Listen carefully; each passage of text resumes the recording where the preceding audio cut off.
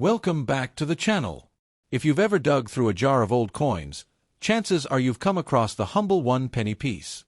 While most of us overlook it as small change, some particular years and designs hold surprising stories. Today, we're diving deep into the world of the UK one-penny coin, with a special focus on the 1983 issue. What may look like a simple copper-plated coin actually has a fascinating history, a unique place in British coinage, and even a few quirks that collectors are still talking about decades later. The one-penny coin, as we know it today, was introduced in 1971 when the UK shifted from the old pounds, shillings, and pence system to the decimal currency we're familiar with now. At that time, the penny was made from bronze and carried a bold new design meant to symbolize the modern United Kingdom.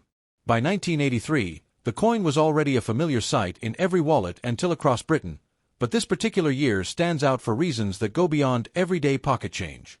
The standard 1983 one-penny featured the familiar crowned portcullis design, a gate with chains, which had long been associated with British heritage and Parliament. This emblem was chosen to give the coin a timeless look while avoiding duplication of older decimal coin designs.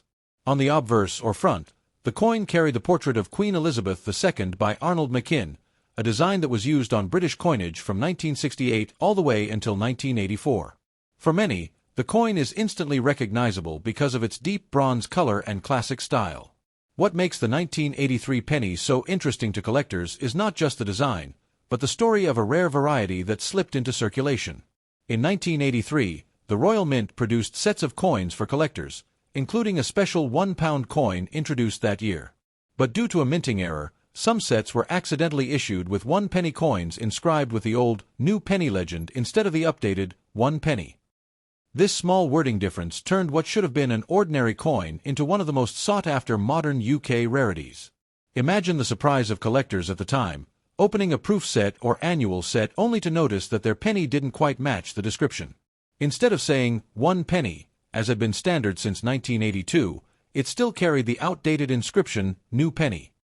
The Royal Mint had changed the wording to reflect the fact that the penny was no longer considered new, but a handful of 1983 coins managed to sneak through with the older text. This mistake, rare as it was, instantly created a collectible that has continued to grow in legend over the years.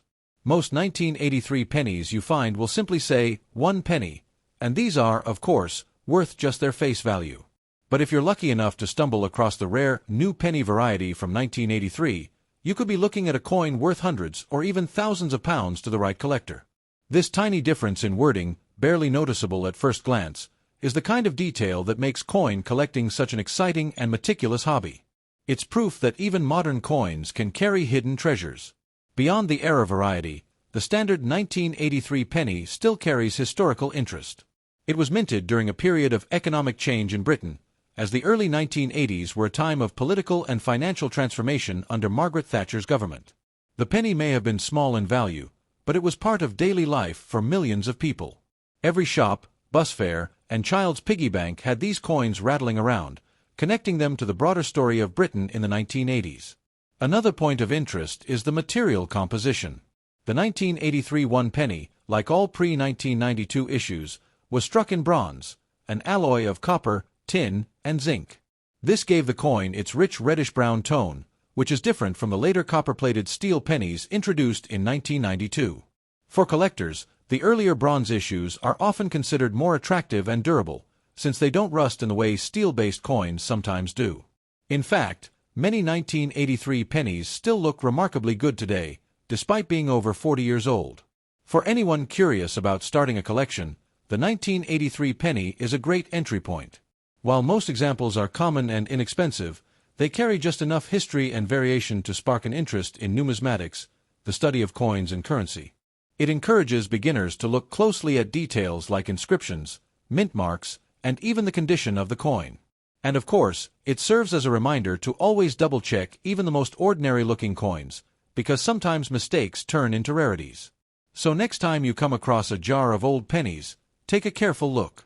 That 1983 coin you thought was just small change might have a bigger story to tell. Whether it's the standard issue that represents a slice of British history, or the ultra-rare, new penny variety that collectors dream of, this little bronze disc holds more value than meets the eye.